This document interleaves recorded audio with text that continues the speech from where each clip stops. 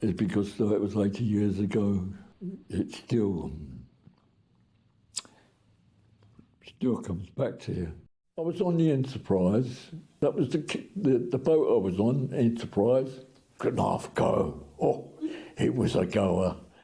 I was one of the first on there, so I was on deck when trainloads of them come up, and you think, where are they all going? You know, where are you going to put them on?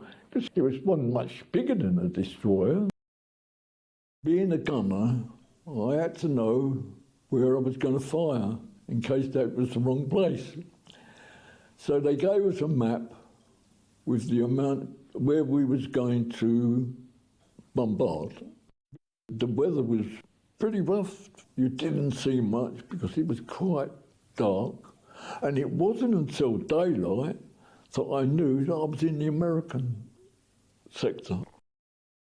We went in and they bombarded, and we bombarded. Gaps in the guns, in the turrets, was all I could see, really. So I didn't see much of the bombardment, but it wasn't until after the bombardment had stopped and that they started to land the troops that we weren't needed. So obviously it was all outside the turret, all looking at the poor sods being slaughtered as they was sent in.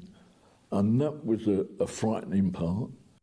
In the end, we was there picking up the wounded or the dead, and when the wounded died, we took them out to sea and gave them a proper burial under their own flag and their own religion.